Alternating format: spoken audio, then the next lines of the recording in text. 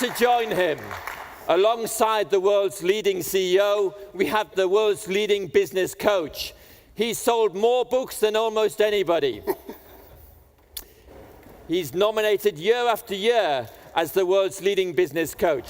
So please welcome from America, Marshall Goldsmith.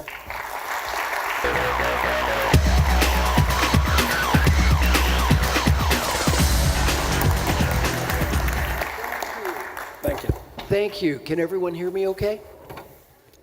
What we're going to do, I'll give you the format. Lars and I are going to talk for 30 or 40 minutes. Then we're going to open everything up to Q&A. I'm going to wander around and ask you for questions. You now have 20 seconds. You're going to stand up, find someone you do not know, and go sit next to that person. Go! Stand up! Find somebody you don't know. Sit next to that person.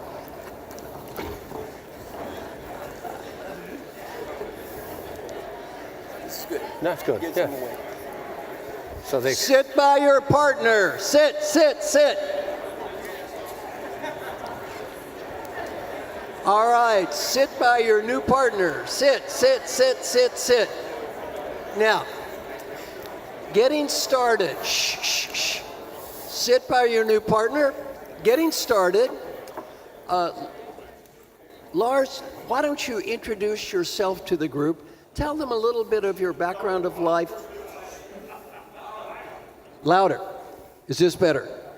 Okay, Lars, tell them about your story of life, how you got started, and your transition to being where you are right now.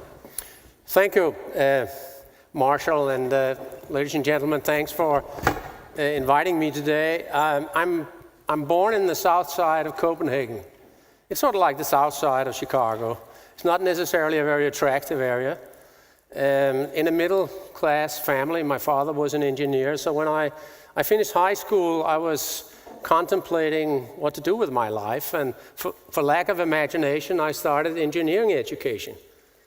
I found it, and I have to apologize to all the engineers here, I found it extraordinarily boring, and consequently, I left the engineering school after 3 months, and spent the rest of the year teaching at the school that I just left, contemplating what then to do. I was thinking about maybe I should become a pilot. For a young man, that sounds like an exciting thing to do.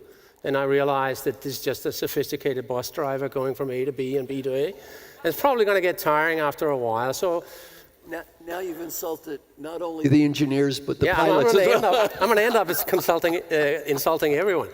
So then I was thinking about medicine. I have some members of my family that are in healthcare, but I also worked as a janitor at a hospital. And the janitors are the lowest on the totem pole in the hospital. So consequently, I was the recipient of all the warm and tender, loving attention from the doctors in the hospital. And I was not very impressed, I have to say. So I dropped medicine and then ended up deciding on becoming a forester. It's a sort of almost like a military education, at least it was at that point in time.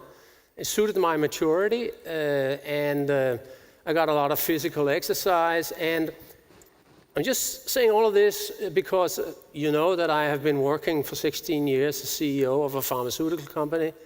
So in a way, I got all my best wishes fulfilled. I fly around on the world all the time. I fly as much as a pilot. I just don't have to do it myself. And I work with medicine and human health. There's a long story from the education to where I got to the CEO job, but I guess we'll get to that. Yes, yes. You know, one of the things that we talked about, I'm writing a new book on the leader of the future. And I had the privilege of spending some time with Lars before this session. And I really think that a lot of your leadership style is a perfect role model for the leader of the future. And again, not just because you've been successful. We talked about this. To be honest, a lot of successful CEOs are just lucky. I mean, they are just lucky. They were standing in the right place at the right time. Some of them are terrible people, and they just got lucky. We agree. Yeah, we agree. A lot of life is luck, right? On the other hand, I think this guy's leadership style wasn't luck. It makes a ton of sense. You had the privilege of working with very brilliant knowledge workers. If you can share with the leaders in this room, what are the things you learned leading those types of brilliant people? Yeah, for a period of time, I was in the operational side of the business, And by hard work and the intellectual gifts that I had, for a long while I could be domain leader in my expertise here. But after a while, it was getting increasingly difficult as I rose in the ranks, because I found out that the other people were actually smarter than I was. And you can imagine running a pharmaceutical company, not having a medical degree, but some kind of biological understanding, that the other guys are much smarter than I am. And so you don't motivate people like that by sort of demand and control environment. You have to have them see an opportunity, something that they think is so exciting that they want to use their time on it, especially research people. If you want them to stop working on a research project, give them another one that's more exciting, they'll stop immediately. If you don't do that, they'll continue to work on their research project, and you can't stop them unless you fire them. You know, one of the CEOs in your industry I had the privilege to coach is J.P. Garnier. And I asked J.P., what'd you learn about leadership as the CEO of GlaxoSmithKline? He said, I've learned a very hard lesson. He said, my suggestions become orders. And I said, if they're smart, they're orders. And if they're stupid, they're orders. And if I want them to be orders, they're orders. If I don't want them to be orders, they're orders anyway. My suggestions are orders. For 9 years, I trained the admirals in the United States Navy. What's the first thing I teach the admirals when you get that star? Your suggestions become orders. Admirals don't make suggestions. Admirals give orders. As a CEO of a huge company, and by the way, your success is a blessing and a curse, as I'm sure you learned. People actually start listening to you. How do you fight that urge to talk and make suggestions and realize maybe I'm not the expert here? Well, if you're honest with yourself and you understand the quality of the people that you work with, it's very obvious that they're possessing the knowledge, and it's only by combining our knowledge in the group that we can come up with a chance of having a solution which may be sustainable. And I think one of the biggest transitions is actually going from operational leadership to CEO. And many of you here are CEOs of corporations, and after a while, this is the biggest transition in your job, because all of a sudden you have the total responsibility of the corporation towards society, towards all the employees, towards your customers, and this was, at least in my case, very humiliating.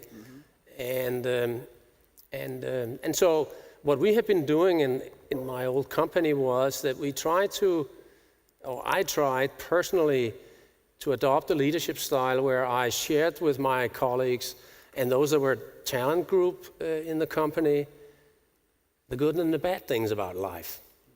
You can't do that 1 hour in the morning at a big plenum meeting. You have to go somewhere, take people out of their daily context, shake them up a little bit to the jungle or somewhere else, and give them some tasks which will tire them out a little bit, and then after a while have them realize that we're all the same. I mean, I'm no more genius than they are. My life has not always been rosy. I've made mistakes in my personal life, my business life, and so sharing that vulnerability will make, at least it made me less lonely in the job. And we all realized that, come on, they're going through a tough patch. Let's give them a break and help them along. They'll be in the lead next time, and then we can take the back seat. So that has worked for me in my context, but everyone is in a different business environment, so I have respect for that as well. You know, one thing that you did with your group, which I found fascinating, you've talked about it a little bit, is the lifeline exercise. If you don't mind, that's an exercise you could share with the group. It's something people can take back and, if they want to, use for themselves. Yes, this was, and again here, this is stolen with pride from Unilever. There is a book, To the Desert and Back. There was a brand group in Unilever that had to revitalize a brand, and they had a new leadership team. They went somewhere, as I say, remote, and the team was gilded and shook up. What we've done in my company is the same. We've taken people I spent a week together with the leadership talent, exposing them to business challenges, environmental and social challenges, and then leadership challenges. And in order to illustrate the leadership challenges, we challenge them to say, we would like you to draw your lifeline. Go sit together 2 by 2. Somebody you don't know already in the company. Don't feel fearful. Put in as much detail as you like. Normally people would put in their perception of their career and some of the challenges. I encourage them by going first myself publicly to the whole group, by also including my lifeline on the personal level. And the interesting thing is, of course, not surprising, that there is this very, very stark relationship between the professional career and your personal life. And this became very, very obvious. And this made these people open up to each other for their fears, concerns, anxieties, and realize that everybody has the same problems. And by knowing each other, they could help each other out. So there was no John Wayne-style leadership that was going to carry the group. For a certain period of time, in certain situations, that leadership style is okay. But in most times of normal business operation, it doesn't work. Well, if we look at the history of leadership, and we talked about this, see, in the old days, you were in a cave. All right, big guy wins and gets old, and then the young guy comes and beats up the big guy, and they start over again. Then you have the master and the apprentice. And then eventually leadership starts becoming global, not local. You're dealing with multicultures, not one culture. Technology is changing all the time. And more, that old image of leadership that we had, of this one person who knows everything and tells people what to do and they all salute the flag and go do it, is disappearing. Because as Peter Drucker taught me, when you manage a knowledge worker, you can't tell them what to do and how to do it. Also, my old mentor was Dr. Paul Hersey. He taught me situational leadership. Well, I'm a great believer in situational leadership, but it says use the leadership style that matches the readiness level of the person being led. That makes sense. Here's the problem. Let's imagine that I'm the leader. You're motivated, you want to learn, and you need to learn. Well, a teaching style would be appropriate. There's one problem. How can I teach you when you know more than me? So the role of the leader then becomes not to provide the knowledge, but to help the person find the knowledge. Ask the questions. I mean, the most difficult thing is not to find the answers. The most difficult thing is to define the right question. Because we have knowledge that we can provide lots of solutions to questions. The problem is we sometimes work on the wrong question. And so when you start to realize this, I mean, everybody, you don't have to be an expert to ask questions and to probe people. So what is the right question to answer? Everybody will have an opportunity to weigh in. And then after a while, and then you have to be, of course, sometimes you have to make decisions because you're under pressure. I mean, something has to go out next morning, or you're under pressure from competition, or you're being sued, or whatever. But normally, take time. Things are not going to deteriorate. Take your time and get the right questions first. You know, probably one of the greatest leaders I ever coached is Alan Mulally. Alan was the CEO of the Ford Motor Company. Stock went from $1 to $18.40, CEO of the year in the United States. Wonderful human being, wonderful guy. Alan goes to Ford, company's losing $17 billion with the B dollars. He says to the top 16 leaders, give me your top 5 priorities, red, yellow, green. The first meeting. 16 leaders, 5 priorities, red, yellow, green. Red is, I'm not on plan, don't know how to get there. Yellow, I'm not on plan, have a strategy, and green is, I'm on plan. The first meeting, 16 leaders, 5 priorities, 80 priorities, all green. All green. So Alan said, well, we're losing $17 billion, and everyone is on plan. I guess the plan must be to lose at least $17 billion because that's where we're going here. I'm sure everyone here is working with balanced scorecards and KPIs, and we tend to create a green culture. Yeah. Because everybody wants to be successful. Yeah. We don't think about, are we asking the right things? Well, and back to the right question, Alan said, why don't we try it again? Finally, Mark Fields, who's now the CEO of Ford, says red. Alan applauds, and he goes, thank you. Thank you for saying red. Then he said, Mark, I want to assure you of one thing. You're not on plan, and you don't know how to get there. He said, I'm the CEO of the Ford Motor Company. Let me assure you of one thing. I know less than you do. Why don't we just work together and find people who can help us get the answer? And it doesn't matter at what level you are in. See, the one thing I'm encouraging this guy to do is this guy needs to write a book. He needs to get out there and spread the message. Do you agree or disagree with me? Yes. Let's try again. If you agree, say yes. Do you agree? Yes. Very good, very good. I'm not good at taking coaching. Well, this guy needs to get out there because the one thing that we were talking about is his leadership style may be common sense or sound like common sense. It's a long way from common practice. It's a long way from common practice. Most CEOs don't do what he did. Most CEOs play the role of I'm the expert, I know everything. Mm-hmm. And I would really encourage you just to get out there and spread the word. People in the audience that are familiar with the Danish business environment will know that I've been CEO of a company that has an extraordinary ownership structure, which does give certain advantages and gives certain obligations to us leading the company. Being able to focus on long-term growth, right, as opposed to short-termism. That has been a benefit, but it has not precluded us from being financially successful. And so when people talk about short-term versus long-term, it is the obligation of the CEO, together with the board, to define a long-term strategy, not a short-term strategy. Mm-hmm. Because only through long-term focus can you create real sustainable value. Mm-hmm.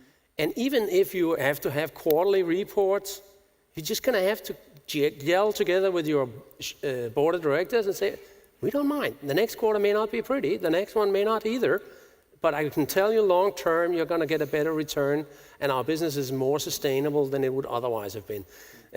We could talk a lot about capital markets, but just suffice to say that it's your obligation to ensure that you take a long-term view of the company. You know, another reinforcement of that is the importance of honesty and transparency. I'm unfortunately working with a new CEO of a Fortune 500 company in the States, and the previous CEO, basically, classic problem, make my number. Make my number. Somebody said, well, I don't think I can make the number. I guess I'll find someone who can. Make my number. Well, you tell people that enough, you know what happens? They make the number. They make the number up. They stuff the pipeline. Now she's the CEO of this company that is just a complete train wreck because of this make my number mindset. Very important, to be honest, because unless you have a printing machine, you can only do that so long anyway. Oh yeah, it'll catch up with you. It's like a Ponzi scheme. Yeah. You can't do it very long. Now, this is your chance to give some advice to some wonderful leaders out there in the audience. This guy is one of the greatest leaders probably in this century. So listen closely. I don't want to talk about the big stuff they can't control. By the way, one rule, we're going to have Q&A today, 0 Donald Trump conversations. So I'm burned out on Donald Trump. So talk about anything but Donald Trump.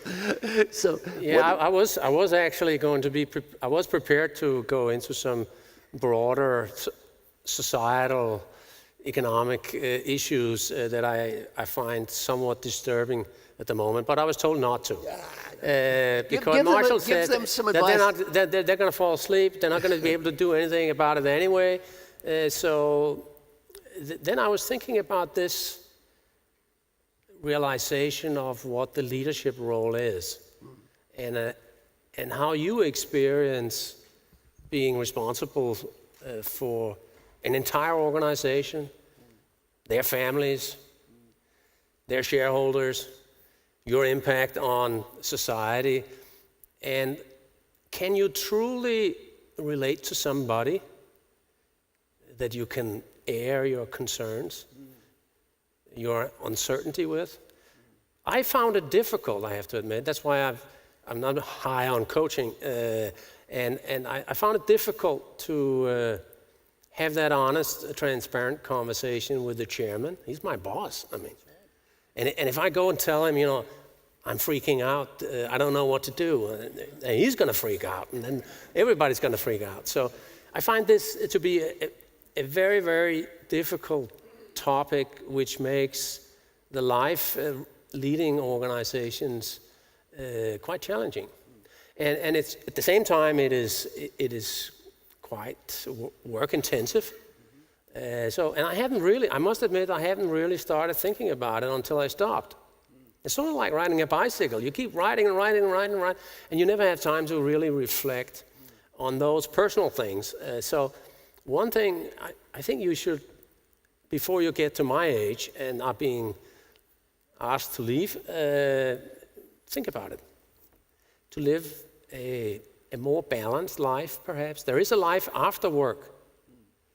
And, you know, it's very few people that knock on St. Peter's door and by asked saying, I should have spent more time at work. Very few people. So think about that. The balance in your life. It'll make you more happy, I think, and it'll make you better leaders. You know, one thing I was really impressed with when I read one of the stories about you was your comment about curing diabetes, that company maybe doesn't exist or doesn't exist as much, who cares? You'll still be proud. If you could share that with the group. Oh, yeah. I thought that was great. Yeah, 80% of our revenues and 80% or even more of the value of the company is predicated on us treating diabetes. But we were given a gift in 1921 when the discovery of insulin from the University of Toronto. This gift was taken back to Denmark to enable manufacturing of insulin to treat people with diabetes. And consequently, over more than 90 years, soon to be 100 years, have been working with this community that have been struck by a debilitating, life-threatening chronic condition. And so we realized that, I mean, what should we do? And when we traveled around the world and asked patients, groups like this, so what do you really want us to develop? An inhalation of insulin, an automatic pen, a continuous pump, what kind of new drugs? They say we want to get rid of our diabetes. So if we want to be customer-oriented, we have to cure diabetes. And there is this interesting thing. If it can be done, it will be done. So I say to my employees, to people like you, it's better that we do it than somebody else does it. There may be a business opportunity in it, but if it is such a huge problem that we might as well do it. And so we're working on it. It's still haunting us. It's still some years into the future, but some curative treatments, I believe, will be available in 15 years.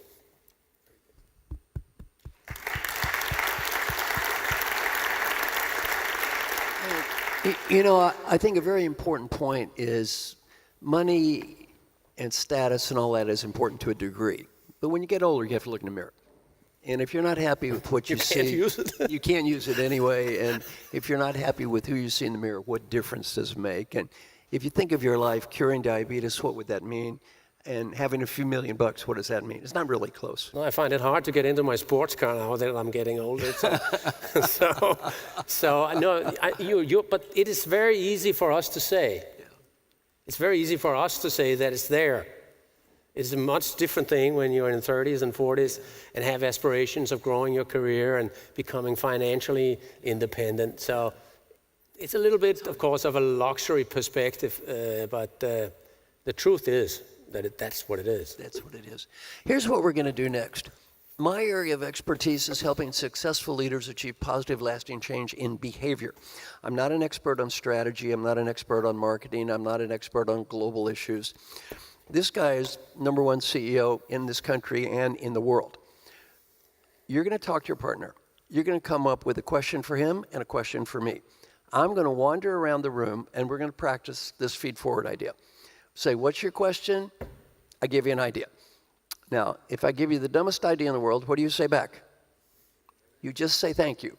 Then you ask him a question, he gives you an idea, you say thank you. That way we're going to get a whole lot of questions out and a whole lot of ideas out in a very short period of time.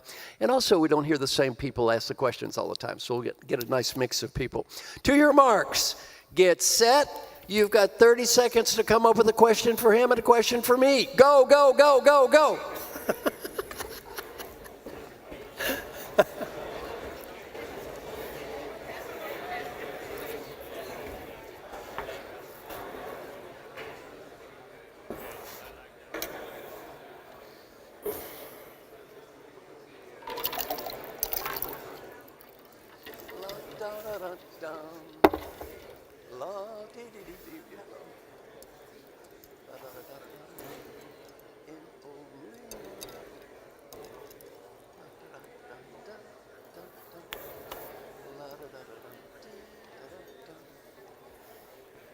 got a good one? Okay, stop. Stop. Now, I have a request. Please speak into the mic, and you need to get pretty close when you speak into the mic so people can hear you. Who's got the good question? Sir. That's for you. Okay. Yeah. We heard about Lars and his experience as a CEO. And you've coached a lot of leaders in the US. Yeah. What's the biggest difference between Lars and the most leaders that you have coached? I think the difference between Lars and my friend Alan Mulally, who I think is the greatest leader I've ever coached, and Francis Hesselbein, the greatest leader I've ever coached, close to zero. The difference between him and some crappy leaders that I've coached, huge. By the way, I won't mention the name. Not only have I coached the man who was ranked the #1 leader in America, I coached the guy who was ranked the worst CEO in America. And, there are bad CEOs in every country, right? I'm sure Denmark has some terrible CEOs. By the way, another CEO in Denmark I worked with is, okay, trivia question. Let's see who can guess who it is first. He was the CEO of a Fortune 50 company. He's from Denmark. He's a tennis player. Jan Leschly. Jan Leschly had the best social skills of any CEO I have ever met in my life. This guy, have any of you ever met him before? Wonderful man, just fantastic social skills, great with people, polite, and a really good leader. So, he's from Denmark. He could have been from any place. By the way, his social skills were matched by only one other person I met, Bill Clinton. The guy was Bill Clinton quality social skills. An amazing, amazing man. I don't think it had much to do with being from Denmark, no offense. I'm sure there are crappy leaders in Denmark too. I just happened to have met some good ones. Okay, who's got a good question for the #1 leader right up there? So we've been talking a lot about failure and rewarding failure in the past session and about creating innovation. So can you tell us about your greatest failure and how you proceed from there and learn from it? Yeah, as from my introduction, you would realize that I'm not a scientist myself, so I rely on input from our colleagues on which projects to pursue. I have participated in some of the most spectacular failures, or I've decided on some of the most spectacular failures we've made. So it is obvious that, from my experience, you have to try, but and you have to resource projects maximally so they have maximum progress, and then you have to evaluate them on an ongoing basis and kill them fast. And this is where the CEO comes in as responsible, because, as I said in the introduction, the scientists will not give up their projects. They fall in love with their science. They fall in love with their technology. You will have to make the decision.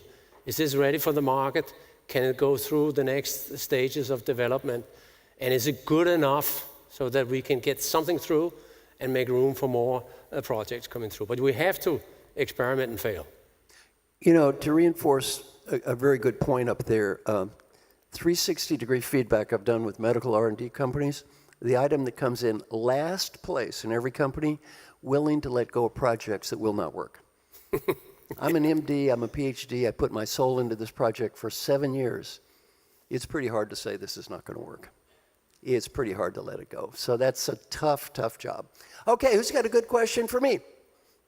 Yes, sir.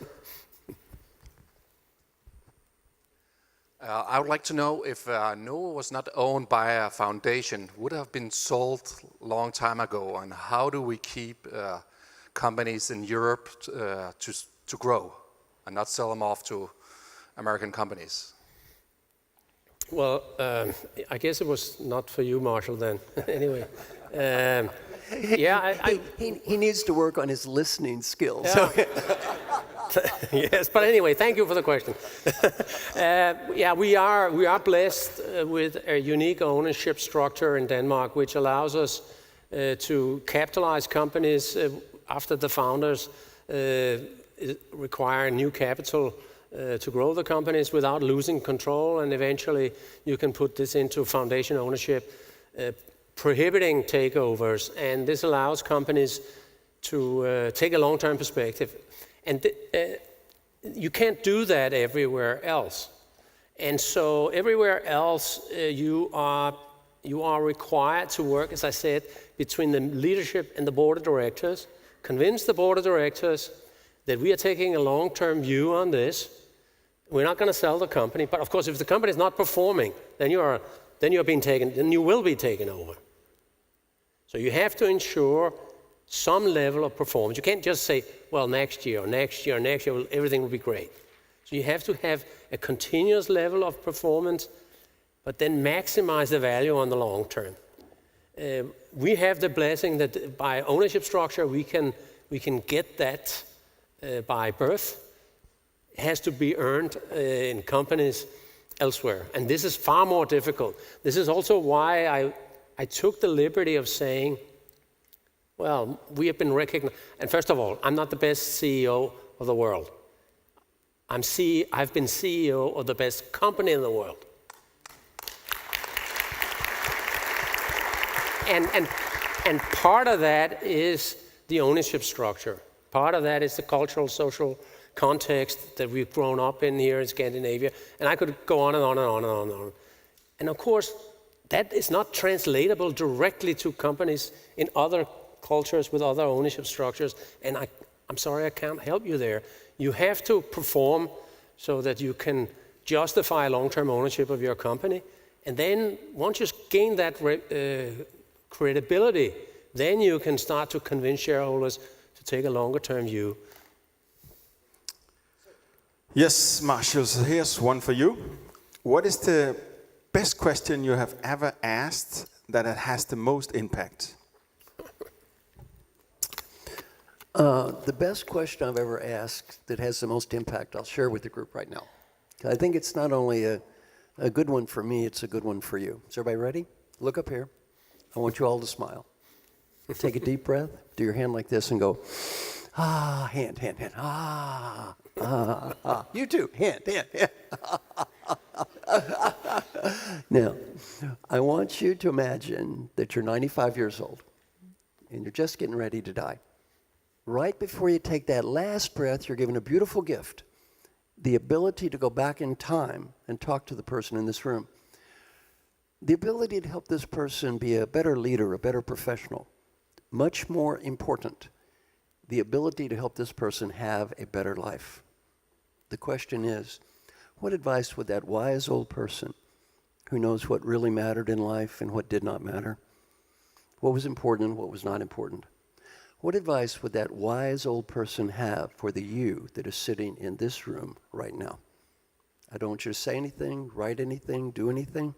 Answer that question in your mind. That's the question. Whatever you're thinking now, do that. Some friends of mine interviewed old folks who were dying, got to ask this question. What advice would you have? On the personal side, 3 themes. Theme number 1, 3 words. Be happy now. Not next month, not next week, not next year. Be happy now. We talked about how lucky the people in this room are. The great Western disease, I will be happy when? When I get that money status, BMW condominium, I will be happy when? Learning point from old people, I got so busy chasing what I did not have, I could not see what I did have when I had everything. Well, many of you are very, very lucky people. You've got a whole lot. Try not to miss that in your journey through life.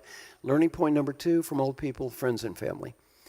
When you look around your deathbed, none of your coworkers are waving goodbye.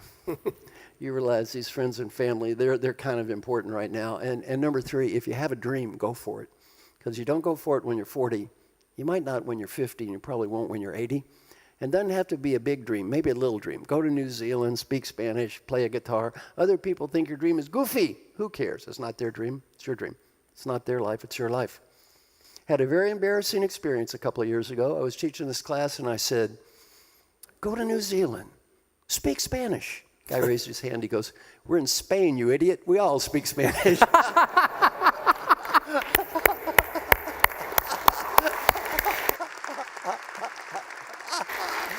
Okay, who's got a question for the Harvard Business Review says he's the #1 CEO, whether he does or not? In fact, I'm going to quit asking who's got a question. That lets some of you all off the hook. I'm going to randomly pick people. All right, what's a question for this guy?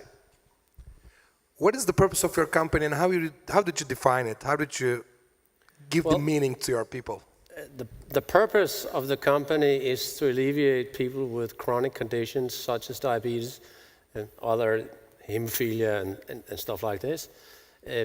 But it is also to create long-term value for the shareholders. Because if we don't, then we have no legitimacy. We are not a philanthropic organization.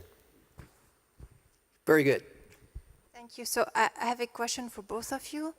As a woman, as a CEO, as a coach, do you have any advice on how to balance building a family as a woman or building a career? How to do that? This is an area where I would say in Scandinavia we are faring very poorly because we have created a society where almost unilaterally we are depending families on two incomes. And this makes it difficult for a woman to, on the one hand, have a career and then take time out and in the period of where it's very important to raise a family, and then come back again. The companies are moving along. We've been struggling with this in my own company. We are doing equally averagely poor like any other European companies. I think actually in the United States the situation is somewhat different. There's more of an acceptance of diversity, both racial, gender, and in the United States. And so it is something which is to some extent culturally, socially determined, but it's also something that we as leaders have to work with, because we are foregoing huge amounts of talent, and we're not really reciprocating the composition of our customers either. I've never been able to find the right tool for this. Malcolm, Okay. Marshall may have. I certainly don't have an answer. I have an answer to a question, which is not exactly your question. Hopefully it will be helpful to you as a woman, though. I'm asked to speak in many women's leadership programs. I'm writing a book on women in leadership right now with Sally Helgeson. I'm typically the only man that shows up at these things. I think because I'm a Buddhist, they think he's a little weird anyway. What the hell, have him show up at the women's program, right? So I've talked to many women's leadership programs. The average woman, so for the women in the room, the average woman gets better 360-degree leadership feedback than the average man. Now, this doesn't mean every woman gets better feedback than every man. Statistically, the average woman gets better scores than the average man. Tons of research. That's not a theory, by the way. That's a fact. For the women in the room, the average woman has one issue to deal with consistently and amazingly more than the average man, and I may see it in your face. What is this disease? The desire to be the perfect everything to everyone. Women are statistically harder on themselves than men. One coaching I have with women far more than men is, please do not be so hard on yourself. Please don't be too hard on yourself. Women carry around a lot more guilt than men. Drop all of that guilt. Drop all of that guilt. Do your best, make peace. Does that make sense to you? Men, look up here. Men, pay attention, men. Men. Men, look up here. Men. Yes, men, there are learnings for us in this stupid and unfortunate Center for Creative Leadership Research. Yes, men, for us, we must admit there's some bad news. Yet, men, for us, there is good news. Men, the bad news is, according to this idiotic research done by the Center for Creative Leadership Studies and my friend Jim Kouzes and Barry Posner, the bad news is, as leaders, we must tell the truth. We're not as good. Yet, men, for us, there's good news. The good news is, we don't care.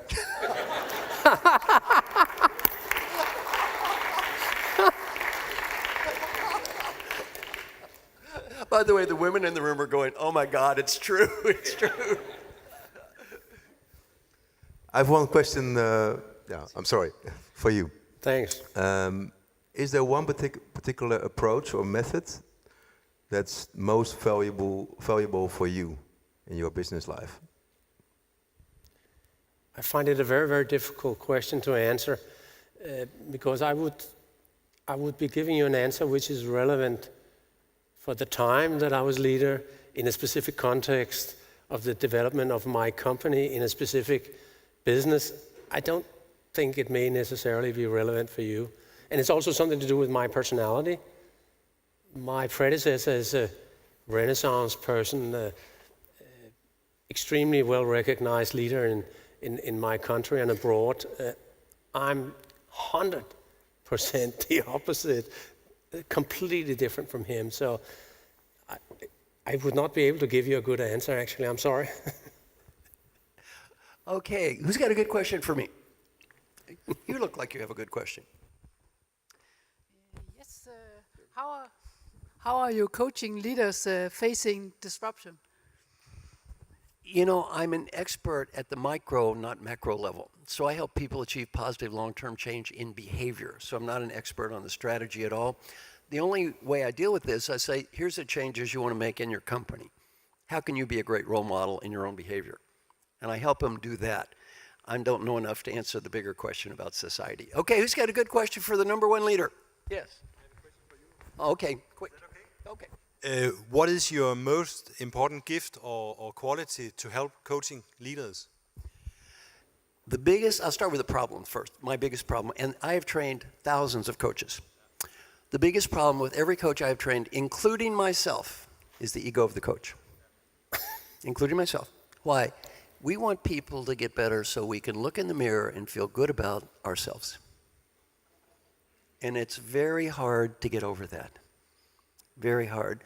The great coach, the great leader, Alan Mulally, what did he tell me?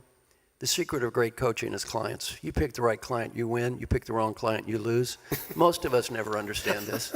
He said, don't make it about yourself and your own ego and how smart you think you are. You were, hey, look, anybody could coach that guy and look like a hero, I can tell you. I mean, I coach that guy, I'm God coach of eternity, right? He's got people in Denmark who are idiots of eternity. I coach them, I'm a fool. I'm no different. I'm no different. It's not about me. Most of us never understand this point. Have any of you ever attempted to change the behavior? Look up here. How many of you have ever attempted to change the behavior of a wife, husband, or partner that had absolutely no interest in changing? Raise your hands. Come on, get these hands up. Yes. And how many years have you been engaged in this partner changing crusade? I would say 25 years. How's it working out for you? No. I have another question. How many people in this very room are still stupidly attempting to change the behavior of mommy or daddy who has no interest in changing? Come on, come on. Yeah. Them too. Mommy, daddy, or both. Same thing. You're changing everybody. I was teaching my class at Dartmouth. The woman raised her hand. I said, are you trying to change mommy or daddy? She said, daddy. I said, what's his problem? She said, he doesn't have a healthy lifestyle. I said, how old is daddy? She said, 94 years old. Leave the old boy alone. Yeah, for him. Oh, I already had two. His turn. Yes. Hi, I have a question regarding you being the former CEO for a company of 45,000 people. How are you the world's best CEO also for each of those 42,000 people? How are you visible for them? How are you in contact with them? Or how were you in contact with them? Yeah, I can just mention what I saw being the change over time, because we grew approximately staff-wise 10% per year.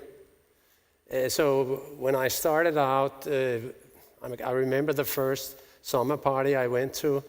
There was 900 people. We could easily fit into any major mansion in Copenhagen. There you could get a personal touch. You could interact with people. But increasingly, as the company became larger and larger, you had to institute some structures to how you communicated. And use modern communication tools. So we spent a lot of time communicating with new employees from different countries, traveling. And I spent actually, I would say, maybe a third of my time communicating either to employees or to shareholders. Okay, so a very, very important question. Yeah, one more for Lars, because I got two before that. Sir. We've been here for almost 2 days now and discussing quite serious business. So I have a question for you, Lars. what was the most funny moment as CEO of Novo? The time you do remember? When did you have the biggest laugh? Oh, that is difficult. That's a really, really difficult question to answer. I think winning is good. You tend to have more smiles when you win, and especially if you have faced adversity. Let me give you an example. We had a product recently, which is a new diabetes product that we sought approval in the United States for. It was approved in Europe, but not in America. And the FDA asked us to do some very, very significant studies, which took 3 years. And I was first, when we got the reply from the FDA, I was so mad. And then I got over it and said, let's fix it. And then we undertook the studies. And when we got the results of the study, I have to admit that we laughed because it showed exactly, and we're actually better than no difference. It was actually showing that our product had a beneficial effect on heart disease. So I would say those are some of the times. And there's, of course, other contexts which are not professionally related, but I'll spare you that. Okay, who's got a good question for me? Let me look around. Let's see. Yes, sir. So what would you say would be the one or maybe two skills that are most important for leaders to develop? You know, I'm going to answer it slightly differently. Again, I have to answer with what I know. My area is helping successful leaders become more effective. 3 variables that I found of all the people I coach that are most related to them increasing effectiveness. 1, courage. You have to have the courage to look in the mirror, and that's hard. It is very hard to do that. Number 2 is humility. You see, it's hard to improve if you're already perfect. So you have to have the humility to say, I can get better. I'm not perfect. And then the 3rd one is the discipline. You have to have the discipline to do the day-to-day hard work required to get better. When my book, What Got You Here Won't Get You There, was the #1 best-selling business book in America, the #1 best-selling diet book in America sold 10 times as many copies. Americans get fatter and fatter and fatter while purchasing more and more diet books. Well, you don't lose weight because you purchase a diet book. You got to go on a diet. When I coach people, they don't get better because I'm a good coach. They get better because they're good customers. First thing I tell people when I coach them is, by the way, in my coaching, I do not get paid if my clients don't get better. I don't get paid 1 cent during the entire engagement. They get better as judged by everyone around them. I get paid. They don't get better, I don't get paid. There's a way to test if someone believes what they're saying. You can ask a person 1 question and instantly determine their level of belief. I've never seen the question fail. What is the question? Want to bet on it? Do you want to bet on it? They say, I believe it, but I don't want to bet on it. They don't believe it. They say, here's the money. They believe it. When you get paid for results, you learn humility. You learn humility, and you learn that nobody gets better because they have a coach. Nobody gets better because they read a book or they go to a class. You want to get better, you got to do the hard work required to get better day after day after day after day after day. It's not some kind of religious experience. It's that day-to-day hard work. Does that make sense to you? Okay, question for Lars. Yes. I would like to tag on to the woman before me that asked the question about female leaders and female CEOs. We very often get the advice what women need to do to become female leaders or CEOs. We need to be more risk-taking. We need to not be too hard on ourselves. What do men need to do to make sure that we have more female leaders? I think we men are, or at least I can speak for myself, at least. I think men are biased in the way they assess performance and the balance between performance and effort. And to some extent, we reward risk-taking.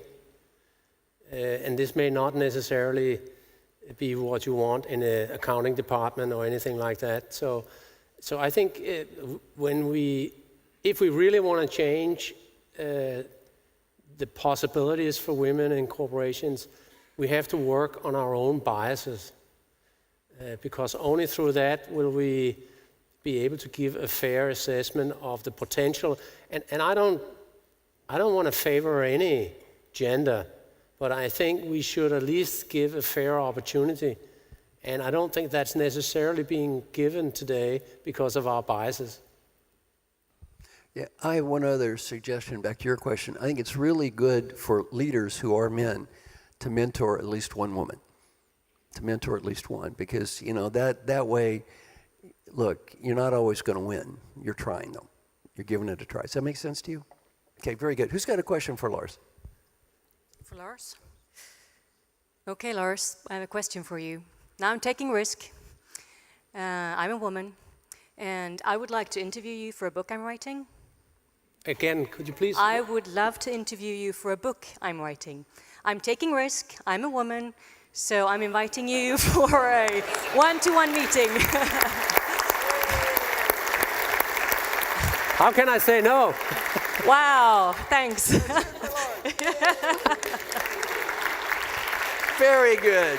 By the way, this is a good role model. Take a risk. She took a risk. Did it work? Yes, it worked. It worked. It worked. Very good. All right. Let's see. Sir, do you have a good question for me? Yeah, what are the top 3 things you don't do as leader? Okay, I have a book called, that's what my book is about, What Not to Do. I was interviewed in the Harvard Business Review. I was asked a question, what is the #1 problem of all the successful people you have worked with over the years? What is their #1 problem? And yes, as I look around the room, I see it in your eyes. What was my answer? Winning too much. What does this mean? If it's important, we want to win. Meaningful, win. Critical, win. Trivial, win. Not worth it? Win anyway. Winners love winning. In the game of life, you're all winners. It's hard for winners not to constantly win. I'm now going to give you a case study of winning too much that almost all of my clients fail. Almost all of you will fail this case study. When I say fail, you will fail yourself.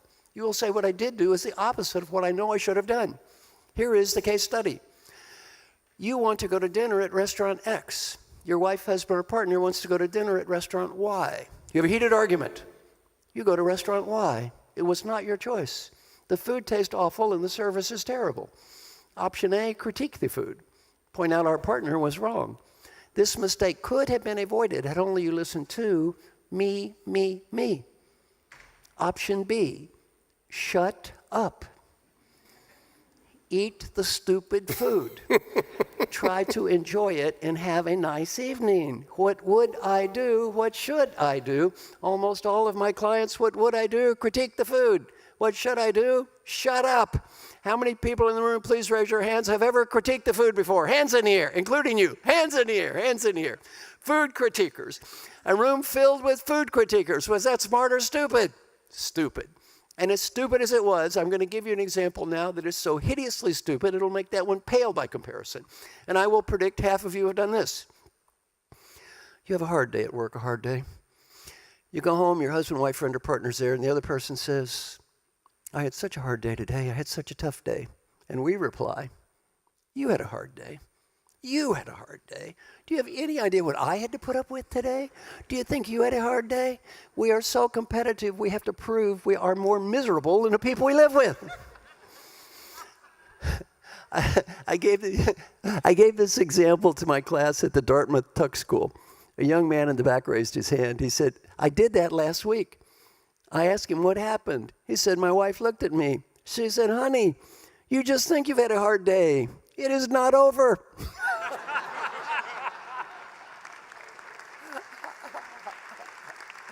Now, one final example from my book, Triggers. A young man sent me an email to send my book, Triggers. If any of you would send me such an email, I'd be very proud of today. He sent me an email. He said, I want to send you an email today and just say thank you. He said, yesterday, I was having a terrible day. And my wife called. And she was having an awful day, and she was talking about what an awful day she was having, and I was under a lot of pressure, and I was just getting ready to point out how her problems paled in significance to my own. He said, for some reason, I remembered your little class. I stopped, I started breathing, and I thought, this is my wife, somebody I love. This is not the enemy. He said, I just listened, and I said, thank you for everything you've done for the family. I love you. Then he said, I went home, spent $25. I bought her some flowers. I gave her the flowers. I said, I love you. He said, that was the best $25 I've ever spent. Thank you.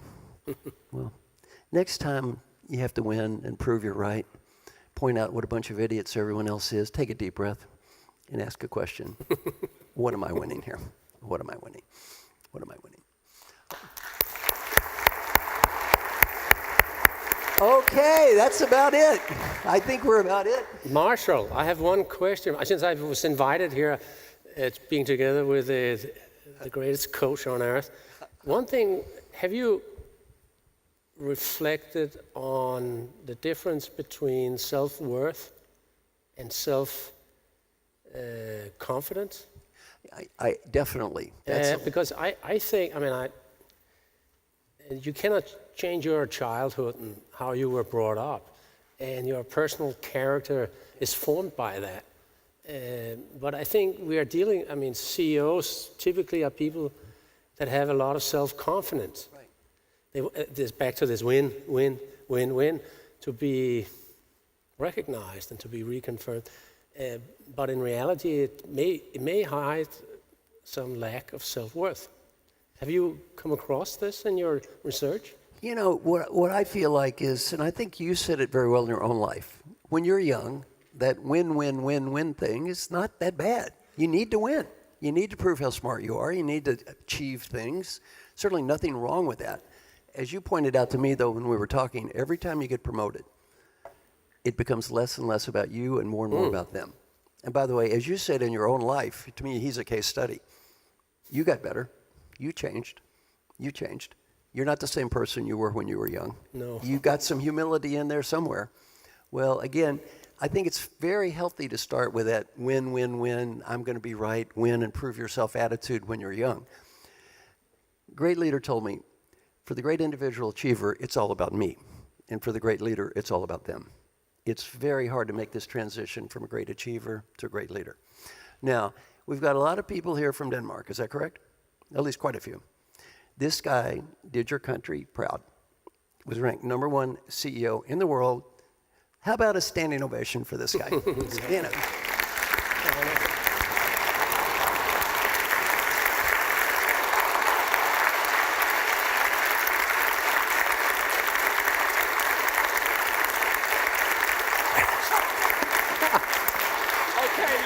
Gentlemen, give a great round of applause. Thank you to Marshall Goldsmith and Lars Rebien Sørensen. Thank you.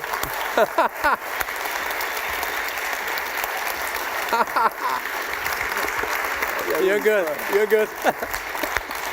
Be careful. Okay, you have 25 minutes and then back here for the European Business Lecture 2017.